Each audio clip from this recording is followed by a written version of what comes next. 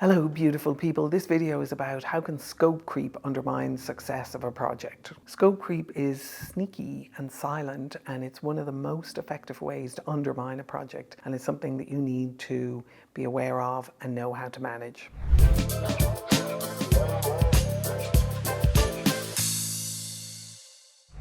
Hi, I'm Jennifer Kenny. I'm the best-selling author of The Innovation Mindset and the award-winning book 100% Capacity. I work with Fortune 500 companies in complex technical environments, and I help project leads and project managers achieve project success, not just on paper, but in terms of real measurable business impact.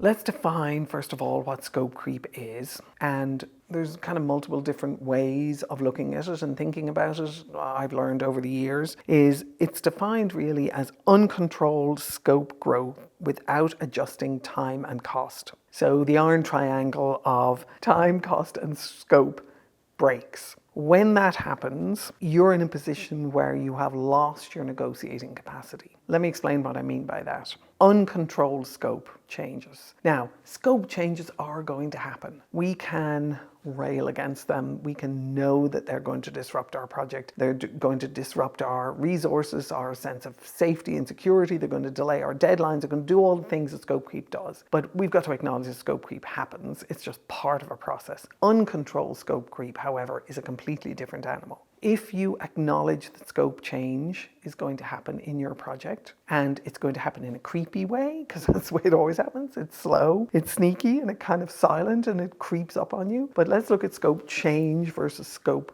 creep. So scope change is, you know they're going to happen. You acknowledge they're going to happen. You allow for them. You've put a contingency in your project for them. You've trained your customers how to have those conversations with you. So let me give you an example. If you've ever had work done in your home and the electrician, the plumber, the building contractor comes in and says, I'm going to do this for you. And then as they start the work, they discover that there's something more complex going on behind the walls and it wasn't quite what they expected or what you expected. The first thing they do is they come back and they go, I've discovered here's what's going on. It's going to take me an extra 3 hours. I want you to sign off on that, and I want to make sure that's okay with you. When I've done the extra 3 hours, this is what we're going to deliver for you. Your problem's going to be solved, the leak's going to be gone, whatever it is that you've asked the person in to take care of. They have a practice for managing scope change. They negotiate with you, they reset the process with you, they get agreement from you, and then they deliver satisfaction based on what you originally asked for. So now,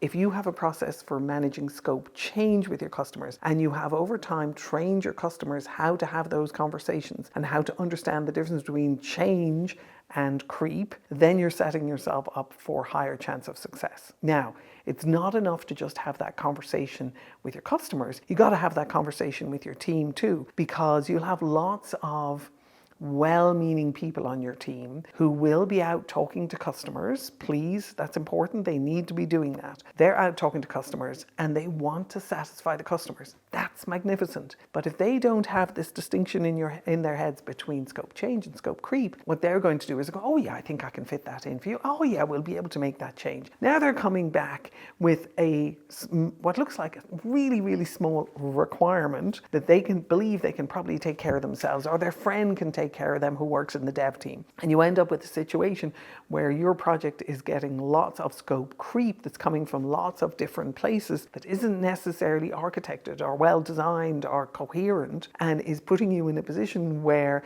you are missing deadlines and you're not even really sure why. So the idea of scope change versus scope creep and the ability to be able to negotiate those is really important, not just for you to learn, but for your entire project team to learn. One of the practices that I put in place over the years in terms of dealing with this issue is that I encourage my people to say, absolutely hear what you're looking for, let me document it, let me come back and see whether or not it's something we can incorporate. And then we'd have that conversation with the team, and if it resulted in something small that we knew we could accommodate without blowing our deadlines, or if it resulted in something big that was actually a significant change, then we came back to our customer and we said, look, this is a significant change, this is the impact it's going to have on the timelines and deadlines. We now now need to have a conversation around this at the steering committee level. Again, remember, previous video, steering committee actually has one head. So we have a steering committee, we'd bring it to them, we'd understand what the actual change was going to be. So rather than stuff creeping invisibly into your project, you now have a practice and a process for it being a scope change,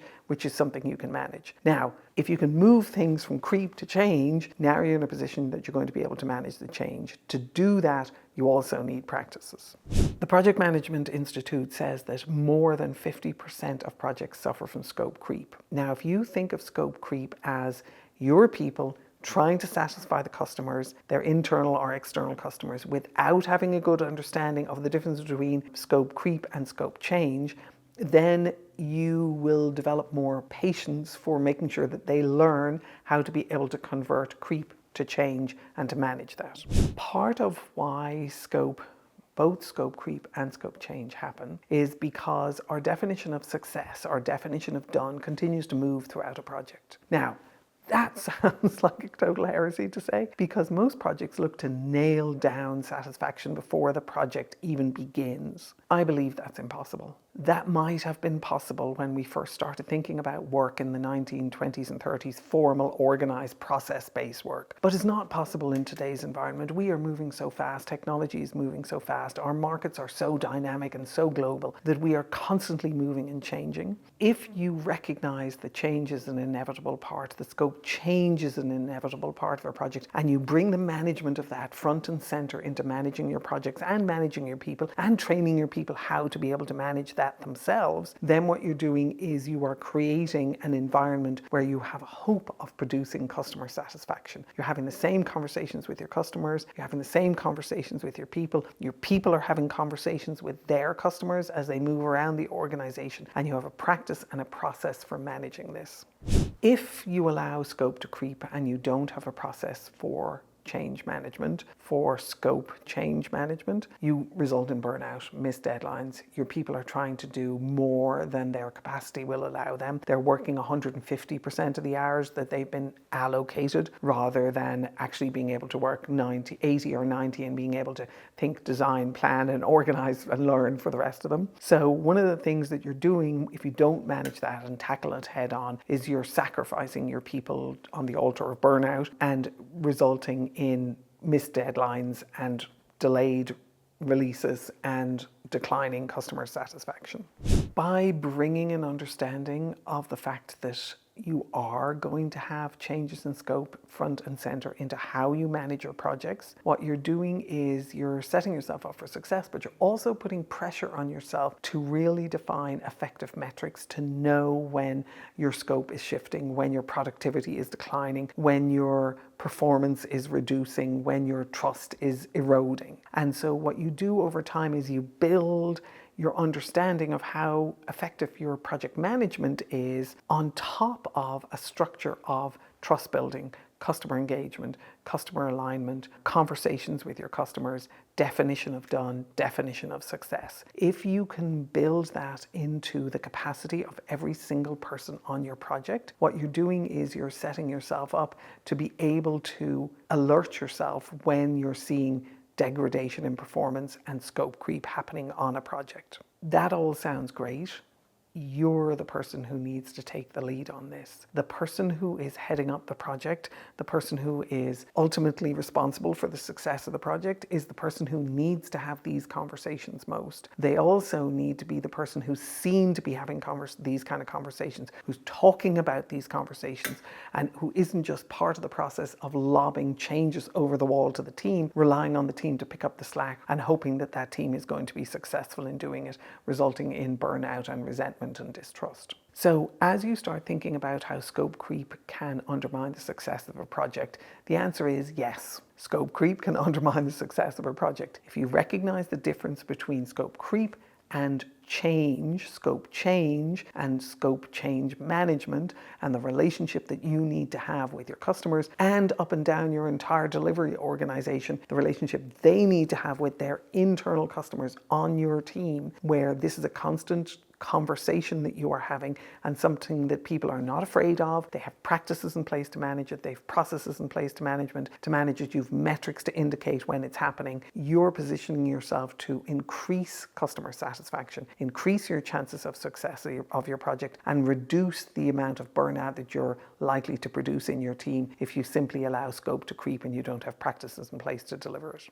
As you start thinking about this, I have a white paper that I think will be very valuable for you. It is called Execution by Design. It is the process of beginning to build this capacity into your team, your practices, your processes, your project management. It sets you up for a higher level of project success. It's available on my website, www.jenniferkenny.com, under free resources, Execution by Design white paper. Read it, think about it, let me know what you think, and hopefully it supports you in ensuring your project success. I wish you the best of luck.